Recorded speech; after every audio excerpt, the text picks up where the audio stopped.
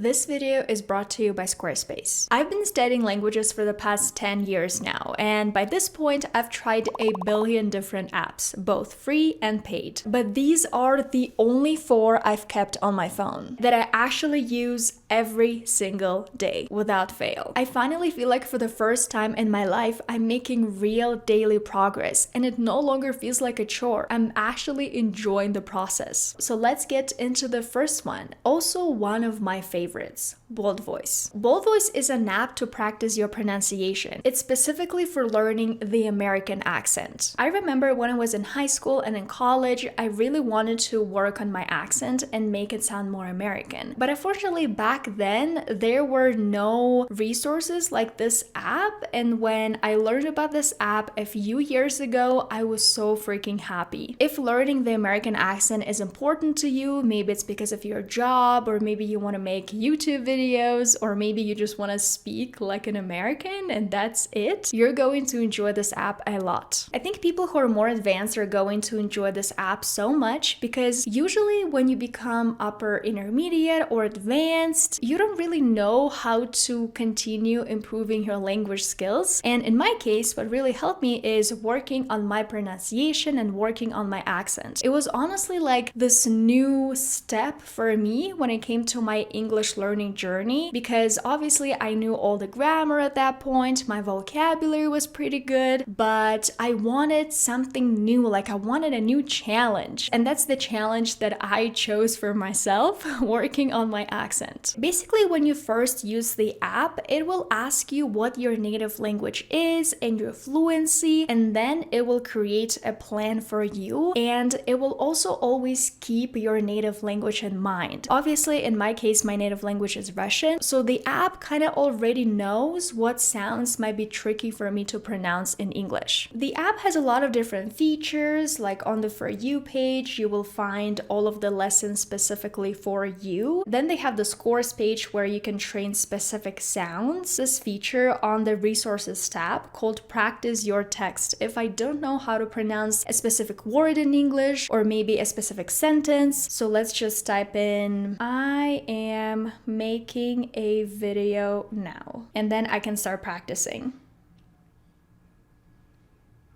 I'm making a video now. Okay, so I can listen to how the coach pronounces this sentence, and then I can say it myself. I'm making a video now. I'm making a video now. And I'm also going to see my score, which is 95%. Maybe I need to work on the word a video. I'm making a video now, making sure that it's not as highlighted, because I feel like sometimes instead of saying I'm making a video, I say I'm making a video. Like I'm really emphasizing this word a little bit too much. Let's look at this lesson, Introduction to the American R, because the reason why I love their course, their lessons so much is because the videos are made by Hollywood accent coaches, and the videos itself explaining how you need to pronounce a specific sound are extremely helpful, because a lot of pronunciation apps, they don't actually give you videos. And how are you going to make a new sound if you can't see how a native speaker makes the sound? So let's try the first lesson. Back. Today we're going to jump into some American R sounds. The R sounds can be broken up into 3 different categories. And if experiment with this sound in the practice materials. So you see this detailed video, the mouth of an actual person, and also the image below, if it's better for you this way.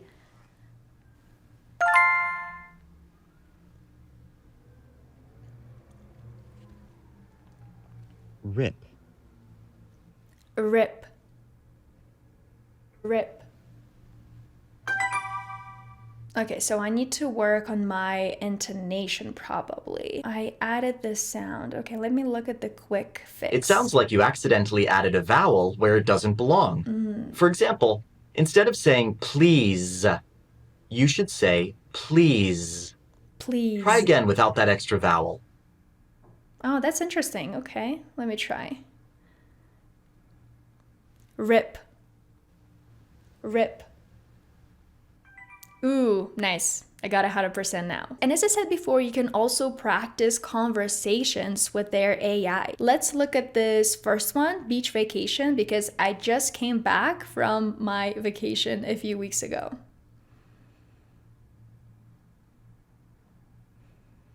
Hey Veronika, have you thought about where we want to go for our beach vacation?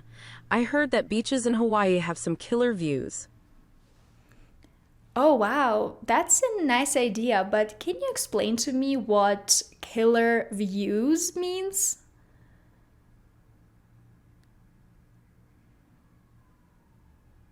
As you can see, it's analyzing my response and it's analyzing my pronunciation word by word. And it tells me that I should practice the word what. Definitely, killer views means the scenery is absolutely breathtaking, like stunning sunsets, clear blue water, and beautiful mountains. What kind of scenery do you enjoy most?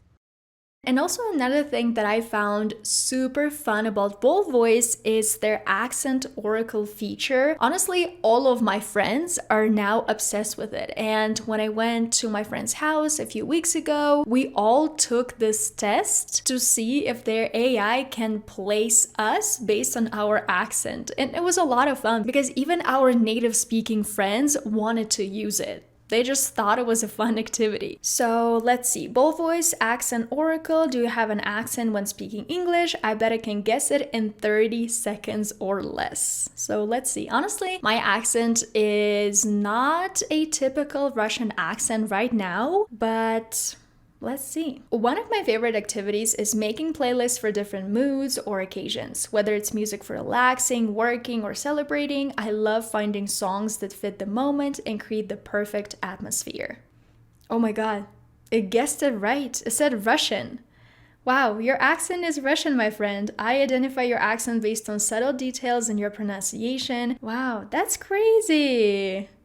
Yes, you guessed it. Honestly, I'm pretty impressed because a lot of people can't really place my accent, a lot of native speakers at least, because they obviously hear that I'm not a native English speaker, that I have an accent, but they're always like, where are you from? I don't know, maybe somewhere in Europe. But this app knows it for sure. And guys, confidence in communication isn't just about speaking. It's also about how you present yourself online. Whether you're building a personal brand, showcasing your portfolio, or maybe starting a business, how you show up matters. That's where today's sponsor, Squarespace, comes in. Squarespace is an all-in-one platform for creating a professional presence online, whether you're starting a blog, selling digital products, or launching a brand. And the best part is that it's incredibly easy to use, even if you're not tech savvy. I've been using Squarespace's cutting-edge design tools, and I love how flexible they are. Their Blueprint AI Builder helps you create a unique, professional-looking website in minutes, and their drag and drop editor makes customization effortless. Another feature that I love is equity scheduling. It's perfect if you offer consultations, coaching, or freelance services. It lets you schedule appointments, accept payments, and manage everything from one place. And if you're looking to grow your audience, Squarespace's email campaigns make it easy to stay connected, automate emails, and drive traffic to your content, all within your website. So if you're ready to launch your passion project, go to squarespace.com/Veronika for a free trial. And when you're ready to go live, use my code Veronika for 10% off your purchase of a website or domain. Another one of my favorite apps, especially for memorizing, is Anki. And Anki is the app that has been around forever. And a lot of medical students use it to memorize all of their complex things that they need to memorize. I also know that people use Anki to memorize music chords and obviously to memorize new words in foreign languages. For me personally, it is the best flashcard application of all time because I really like controlling the pictures that I use, the sentences I create. So the fact that Anki lets me customize everything, even how often I see a specific word, is amazing. So let's go to my app, and here I actually have two decks. The first one is Sanskrit asana names because right now I'm trying to learn the actual names for yoga poses. So that's why I'm using Anki for that. And obviously I'm using Anki to learn foreign languages like Spanish. And I have 246, well, plus 248 pending cards just because I took a break for like a week-ish because I went on vacation and I wasn't really practicing my Anki cards when I was on vacation. So now that's what I see. But let's actually check the first card and I'll explain why I love Anki to memorize all of my vocabulary. So the type of cards that I use the most on Anki is called close cards. And it's basically when the app is closing one word for you so that you don't see it. For example, here, tuve un día something en el trabajo. I had a hectic day at work. Of course, I don't remember how to say hectic anymore.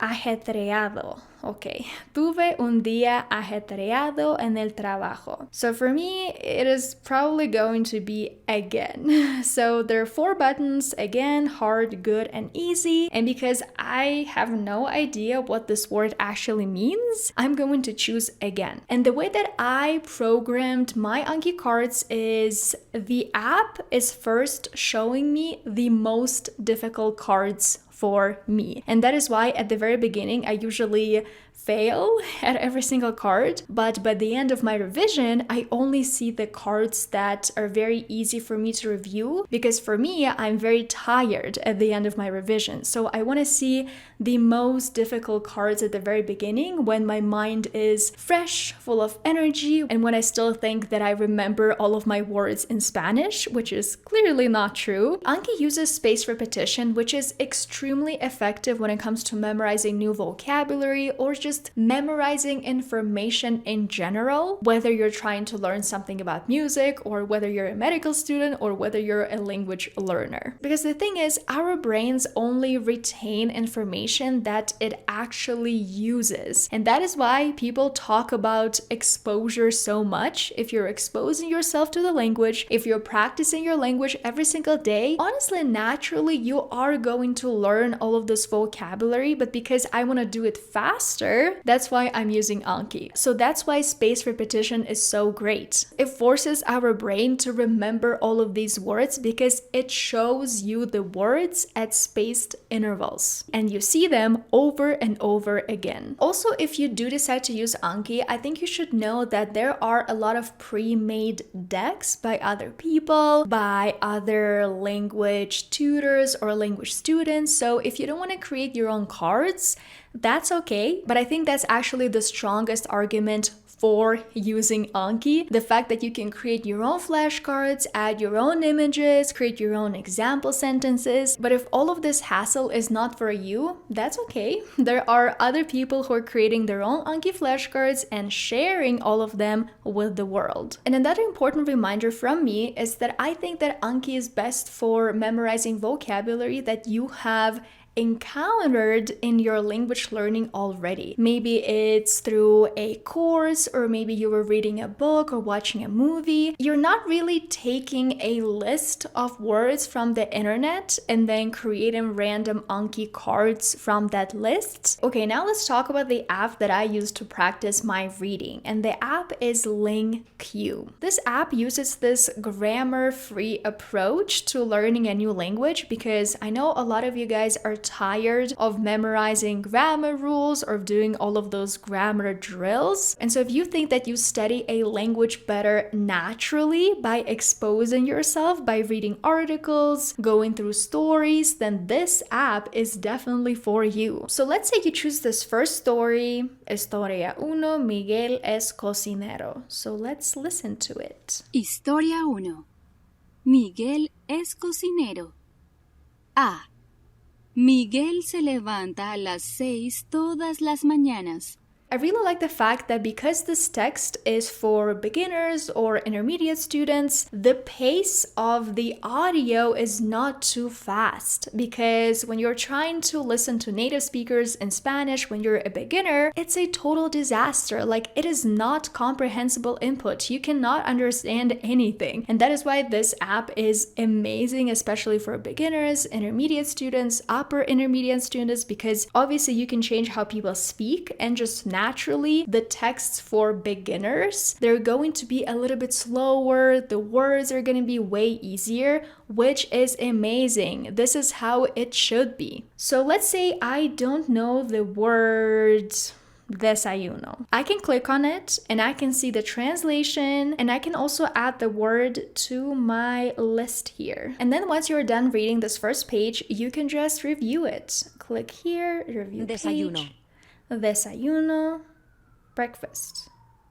1, Uno.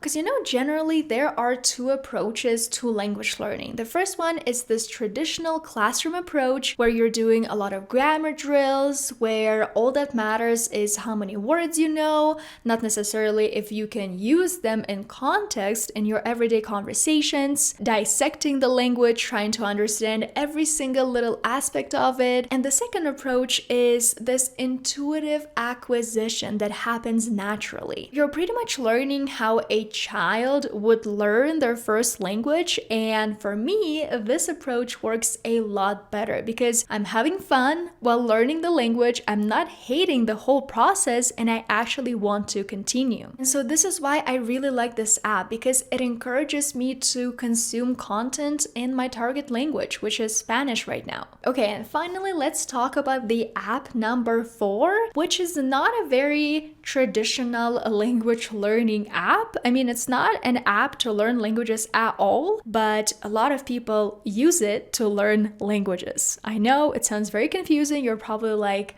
what did you just say, Veronika? This app is Spotify.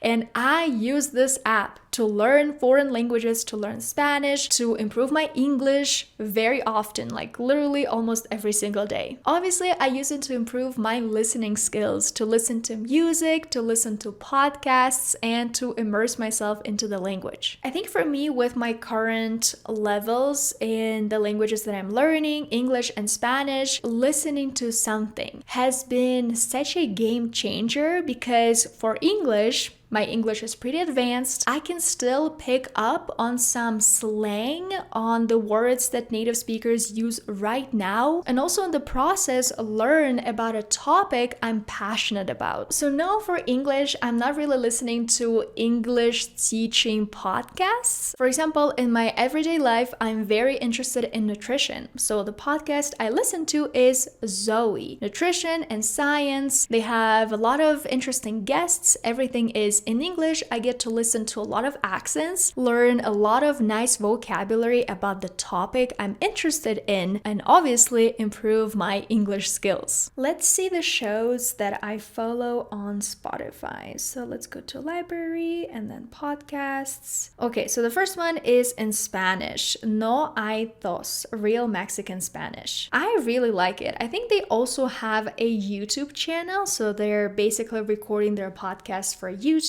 and for Spotify. The next show I have the Red Flags podcast. It's in English and it's about Formula One because I love Formula One. And honestly, guys, this one is bomb. The hosts are so freaking fun. Like the way they speak, very informal, and I highly recommend the show to every single person who likes Formula One. And obviously, we also all remember that on Spotify, we can listen to music. There are lyrics. Also, I think some songs even offer the translation feature. So if it's in a foreign language you're trying to learn, you can just translate everything and see if you know all of the words, if you understand everything. So that's why Spotify has been one of my favorite apps for language learning, even though it's not really for language learning. So I think it's going to be it for this video. Thank you guys so much for watching it. If you liked it, please don't forget to give it a thumbs up and subscribe to my YouTube channel. Just a reminder, if you want to build your own website, you absolutely have to use Squarespace. The link is going to be in the description, and you can also use my code Veronika for 10% off your first purchase of a website or domain. If you want to continue exploring the topic of tools and apps for language learning, I actually have another video where I share 8 free tools I use every day to stay fluent. So all you need to do is click right here and keep on watching.